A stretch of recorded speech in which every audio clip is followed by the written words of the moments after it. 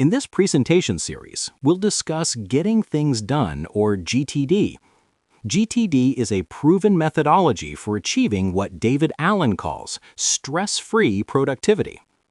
It's about creating space in your mind so you can think clearly, focus on what truly matters, and feel in control, even in a fast-changing world. At its heart, GTD is simple. Capture what has your attention, clarify what it means, organize it in a trusted system, review it regularly, and then engage with confidence. It's not just a way to get more done, it's a way to think better, decide better, and live with greater ease and focus in everything you do. Hello and welcome to this presentation series on Getting Things Done, which is the first pillar of our three-pillar world-class thinking framework. Getting Things Done, often abbreviated as GTD, is David Allen's influential system for stress-free productivity. At its heart, GTD rests on a profound insight about the way our minds function. Human brains are excellent at creativity, problem-solving, and making new connections, but they are not very good at acting as filing cabinets. When we try to hold on to too many reminders, deadlines, and obligations in our minds, the result is stress, distraction, and a feeling of being constantly behind. GTD resolves this issue by creating a trusted external system where all tasks, ideas, and commitments are captured. This means you no longer rely on memory alone to keep your life together. Instead, you free up precious mental energy. This simple act of externalization unlocks greater clarity, allows your mind to relax, and restores confidence that nothing important will fall through the cracks. Over time, people who consistently practice GTD report reduced stress, better control over their responsibilities, and an increased ability to focus on the things that matter most. GTD and the age of AI. Clarity, focus, and relevance. We're living in a moment of profound transformation. Artificial intelligence is rapidly changing how we work, learn, and make decisions. Tools that once felt futuristic are now part of daily life, analyzing data, generating content, and even suggesting what we should do next. In this new environment, mental clarity has become one of the most valuable human advantages. This is where GTD becomes more important than ever. GTD builds what we can call cognitive readiness, the ability to think clearly, act decisively, and stay grounded amid constant change. By externalizing your commitments into a trusted system, you free up mental bandwidth to focus on the kind of thinking that AI cannot replace: judgment, empathy, creativity, and strategic insight. AI amplifies what's already in motion. If your world is chaotic, AI makes it faster chaos. But if you have a clear mind and a trusted system, AI becomes a powerful collaborator. When your GTD system holds the details, you can use AI to explore ideas, analyze patterns, and accelerate results while staying calm and in control. In a sense, GTD provides the mental operating system that allows you to get the best from the digital one. It helps you manage information overload, reduce decision fatigue, and maintain perspective as technology races forward. Learning and practicing GTD is therefore not just a productivity choice, it's a relevant strategy. As AI automates routine tasks, our human edge comes from the quality of our thinking and attention. GTD helps you protect and sharpen that edge. The more disciplined your GTD practice, the more powerful your partnership with AI becomes because you bring clarity, focus, and purpose to the tools that amplify your potential. The logic and philosophy behind GTD. At the heart of Getting Things Done, GTD, is a profound psychological insight. Your mind is for having ideas, not for holding them. David Allen observed that most of our stress does not come from having too much to do, it comes from trying to keep track of it all in our heads. Each unclarified commitment, every I should, I need to, or I must remember, sits in the mind as what he calls an open loop. These open loops consume attention and drain energy because your brain keeps cycling through them, trying not to forget. GTD resolves this by moving commitments out of your head and into a trusted external system. Once everything that has your attention is captured, clarified, and organized, your mind can relax. You free up what Allen calls psychic RAM, the mental bandwidth previously wasted on keeping track of loose ends. This simple shift restores clarity and allows your brain to do what it does best: think, imagine, and problem solve. The philosophy of GTD is not about doing more for the sake of productivity. It's about achieving stress-free productivity. The goal is a calm, focused mind that can engage appropriately with whatever you're doing, fully present at work, fully relaxed at rest. At its core, GTD is a balance between control and perspective. Control comes from having a clear inventory of your commitments and reliable systems for managing them. Perspective comes from connecting your actions to higher levels of purpose and meaning. When these two elements are in harmony, you achieve what Allen calls appropriate engagement, the ability to do the right thing in the right way at the right time with a clear head and a calm heart. This is the deeper logic of GTD. It's not just a productivity system, it's a thinking system that liberates your attention so you can focus on what truly matters. The GTD Mindset and Identity. At its deepest level, GTD is not about lists, tools, or even productivity. It's about mindset and identity. GTD is a way of thinking and being that changes how you relate to your work, your commitments, and your own attention. David Allen often describes the goal of GTD as stress-free productivity, a state where you can be fully present, fully focused, and completely relaxed, no matter how much is on your plate. It's about developing appropriate engagement, engaging with what truly matters in the moment with calm confidence, rather than anxiety or guilt. The GTD mindset starts with clarity and control. Clarity means knowing what your commitments are, what each one means, and what needs to happen next. Control means having reliable systems that hold those commitments so your mind doesn't have to. When you combine clarity and control, you create perspective, the ability to see your life from multiple levels, from the next action to your broader sense of purpose. This mindset represents a shift from reactive to responsive living. Most people operate in a state of constant reaction, responding to emails, messages, and crises as they appear. GTD teaches you to step out of that reactive loop into conscious choice. Instead of reacting to whatever screams loudest, you act deliberately, based on context, time, energy, and priority. There is also an identity shift in GTD. You move from being a task doer, someone buried in work, to being a system builder, someone who designs and manages how work flows. You become the executive of your own attention, making thoughtful decisions about what deserves your focus.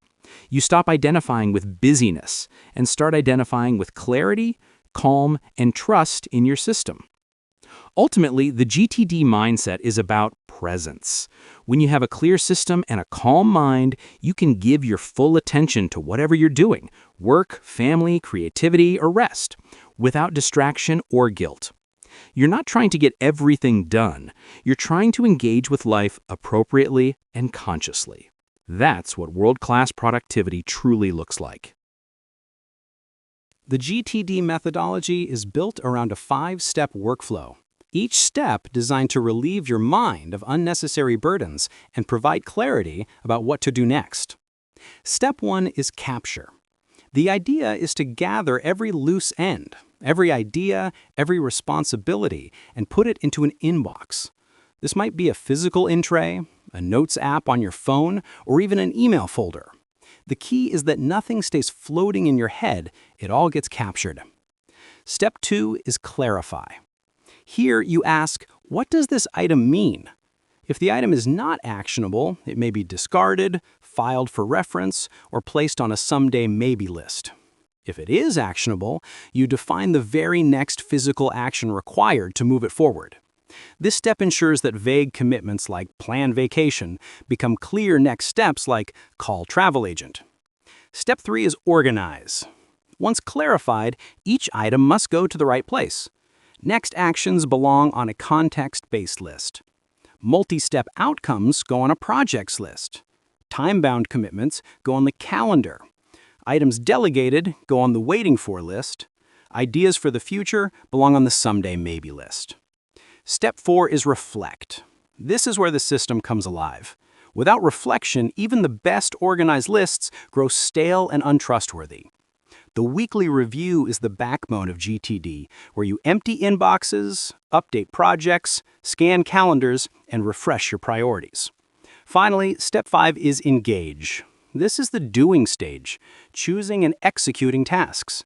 With a trusted system in place, you can confidently decide what to do at any moment by considering your context, available time and energy, and overall priorities. This ensures your actions are always aligned with what matters most. The first step in the getting things done methodology is capture. This step is deceptively simple, yet it forms the foundation of the entire GTD system. The principle is that anything that has your attention, large or small, professional or personal, needs to be collected in a trusted external place, rather than being carried around in your head. Our brains are excellent at generating ideas, but they are terrible at storing reminders. When you try to keep tasks, obligations, or even vague intentions in your mind, they compete for your limited attention. That is why you find yourself distracted in meetings, unable to sleep at night, or suddenly reminded of something important at the worst possible time. Capture is the antidote to this problem. Capturing means creating inboxes, physical or digital, where everything that comes into your world can be placed temporarily until you process it. Think of them as the intake valves of your personal system. A physical inbox on your desk might hold notes, letters, receipts, or documents. A notebook or pocket pad can catch quick thoughts when you are on the move. A notes app or voice recorder on your phone can serve the same purpose. Your email inbox is another capture tool. The critical point is that you should never rely on memory as the storage system. If something enters your awareness and it might require action or decision, it belongs in an inbox. During this step, completeness is more important than organization. You are not yet deciding what to do about the things you capture. That comes later in the clarify step. Instead, you are simply gathering, collecting, and sweeping up all the open loops in your life. Alan recommends doing a thorough mind sweep when first adopting GTD. Sit down with pen and paper and write down every single thing that you think you should do, want to do, or feel you ought to be doing. This can range from finish annual report to call mom to change the light bulb in the hallway. The goal is to get everything out of your head and into your system. When done consistently, capture relieves enormous mental pressure. Your subconscious no longer needs to remind you about half-forgotten tasks at inconvenient times. Instead, it trusts that everything has been recorded. This frees your mind to focus on creative thinking and problem-solving. Many people find that after just a few days of practicing capture, their stress level decreases noticeably because they are no longer worried about forgetting something important. Capture is not a one-time event. It becomes a habit. Throughout the day, as soon as something comes up, you capture it. Someone asks you to follow up on a report, you capture it. You suddenly remember that your car needs servicing, you capture it. A new idea for a project pops into your head, you capture it. The more quickly and consistently you capture, the more you will trust your system. In summary, step 1, capture, is about getting everything that has your attention out of your head and into a trusted place. It's about creating inboxes that act as intake channels for your world. By making capture a habit, you reduce stress, free up mental space, and lay the groundwork for every other step in GTD. Without this habit, the rest of the system falters. With it, you gain clarity and confidence that nothing important will be lost. The second step in GTD is clarify. Once you've captured everything that has your attention, you need to process each item and decide what it actually means. This step transforms vague inputs into clear outcomes and actions. Without clarification, your inboxes simply become cluttered storage bins. Clarify ensures that each item is understood and given the right treatment. The process begins by asking one simple question: is it actionable? If the answer is no, you have three possibilities. It might be trash, something irrelevant or no longer needed. It might be reference, information worth keeping but not requiring action. Or it might belong on your someday maybe list, an idea or possibility you don't want to lose track of, but you're not ready to commit to yet. If the answer is yes, if it is actionable, the next question is, what's the very next physical action? This is where GTD is so powerful. A vague input like vacation becomes call travel agent for flight options. A project like launch new website becomes draft homepage copy. Allen emphasizes that defining next actions is critical because our brains stall when confronted with ambiguity. Once you have a clear, visible next step, momentum becomes possible. Some actionable items can be done in 2 minutes or less. Here, you apply the famous 2-minute rule. Do it immediately. It would take longer to track and organize than to complete. Other actions can be delegated. If someone else can do it better or more efficiently, assign it and move it to your waiting for list. Actions that must be done by you but take longer than 2 minutes go onto your next actions list or your calendar if they are time-specific. Clarify is not about doing the work, it's about defining the work.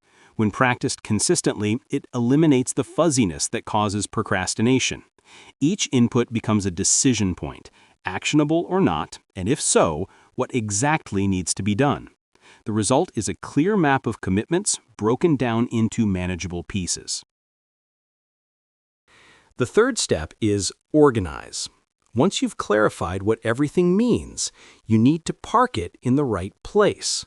Without organization, your system quickly collapses into chaos. With it, you know exactly where to find your reminders, projects, and commitments when you need them. The GTD system relies on a small set of lists and categories. Next actions, specific tasks you can do now, sorted by context, example, calls, computer, errands. Projects, any desired outcome that requires more than one action. Waiting for, delegated tasks you are expecting from others. Calendar, time-specific actions, appointments, or deadlines. Someday maybe, ideas and goals you may want to pursue in the future. The power of organization lies in consistency. Each type of item belongs in a defined place. When you sit down to work, you don't have to wonder where your reminders are. They're always on the right list. When you need to follow up with a colleague, you check your waiting for list. When you want to choose what to do next, you look at your next actions by context. One of the most common pitfalls is overloading the calendar. In GTD, the calendar is sacred. It contains only hard commitments, things that must be done on that day or at that time. Everything else goes on lists. This keeps your calendar clean and reliable so you don't feel overwhelmed when you glance at it. Organizing is not glamorous, but it is essential. It creates a trusted architecture for your work and life. When you know that everything is in its proper place, you gain peace of mind and the ability to focus fully on the task at hand. The fourth step, reflect, is where GTD becomes a living system. Capturing, clarifying, and organizing are all vital, but without regular reflection, the system becomes stale. Reflection keeps it fresh, accurate, and trustworthy. The centerpiece of reflection is the weekly review. This is a dedicated time, usually once a week, when you step back and bring everything up to date. You empty all inboxes, review all your projects, check your next actions lists, scan your calendar, and look over your someday maybe list. The goal is to reset your system so that it accurately reflects your current reality. Reflection does more than just update lists. It reinforces trust. When you know that you review everything every week, you stop worrying about things falling through the cracks. This trust is what allows your mind to let go and focus. Without reflection, even the best organized system decays into noise, and your brain will start nagging you again. Daily check-ins are also valuable. Glancing at your calendar and next actions each morning helps you orient to the day. But the true anchor is the weekly review. It's the ritual that closes loops, sparks creativity, and ensures alignment between what you're doing and what really matters. Reflection is also where you can zoom out to higher levels of focus. Are your projects aligned with your goals? Are your goals aligned with your broader vision and purpose? This is where the Horizons of Focus framework comes into play. Reflection provides not only tactical clarity, but also strategic alignment. In short, reflect is the habit that turns GTD from a static filing system into a dynamic compass. The final step is engage. This is where all the preparation pays off. After capturing, clarifying, organizing, and reflecting, you are now ready to take confident action. Engage is about doing, the execution phase of GTD. Engage does not mean working harder or faster. It means choosing the right action at the right time. With a trusted system, you no longer waste energy deciding what to do or worrying about what you might be forgetting. Instead, you use a clear decision model. When engaging, you consider 4 factors. Context. Where are you and what tools are available? If you're at the office, you focus on office tasks. If you're at home, you check your home list. Time available. How much time do you have before your next appointment? Use small pockets of time for short actions. Energy available. What's your current energy level? Save creative or demanding work for when your energy is high. Use low energy times for simple tasks. Priority. Out of the available options, which one will create the most value right now?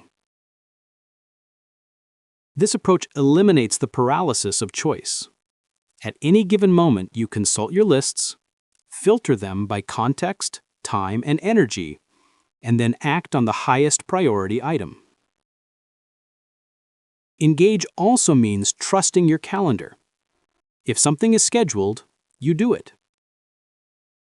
By respecting your calendar and lists, you avoid the trap of reacting to whatever seems urgent and instead focus on what is truly important.